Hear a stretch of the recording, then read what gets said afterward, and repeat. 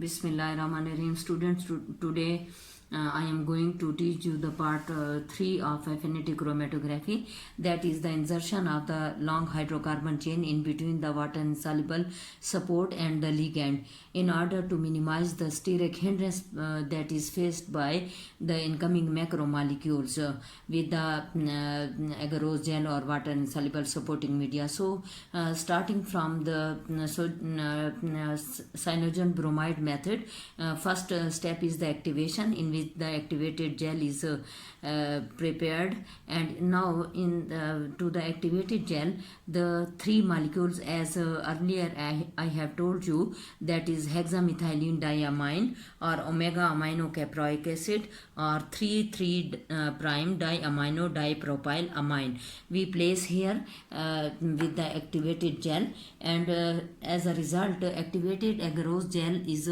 now containing the spacer arm, that is the spacer arm. Now and then in next step the water soluble carbodiamide at pH 4.7, the ligand is added. As a result water molecule is here removed from this reaction, and we got the activated agarose gel with flexible arm and ligand. R is the ligand to which the macromolecule is covalently attached.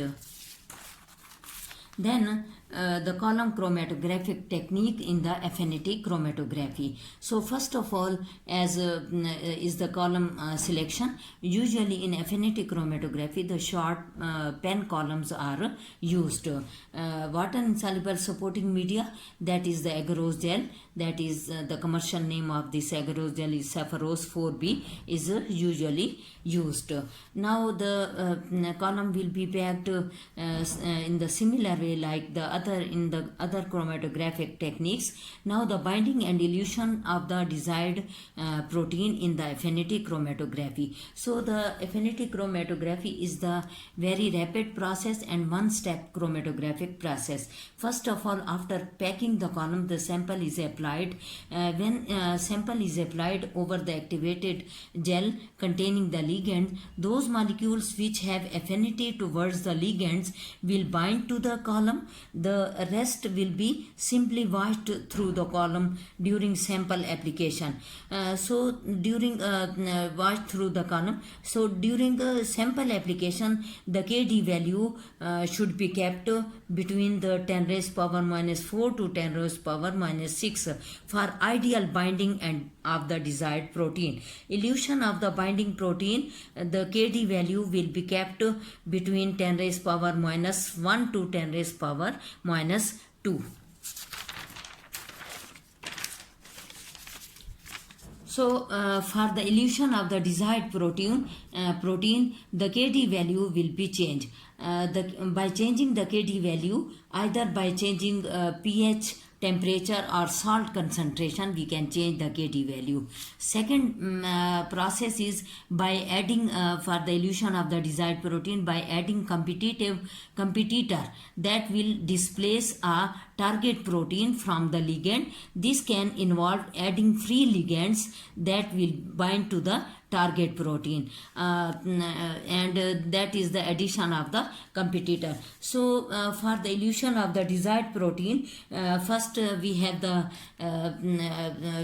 a choice to change the Kd value either by changing pH, temperature or salt concentration, and second is the addition of the free ligands.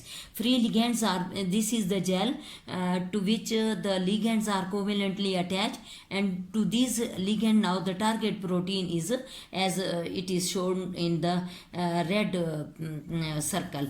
So if we add the free ligands, these free ligands will remove or will dissociate the ligands and target protein from the activated gel, and these free ligands are now covalently attached to the activated gel, and our target protein is in this way eluted. Second is that to the activated gel to which the ligands are covalently attached, and to ligand the target protein is attached. If we add the competing proteins, these competing proteins are replacing our target protein, replaced or dissociate our target protein from the ligand, and these competitor proteins are covalently attached to the ligands. In this way our desired protein is eluted. So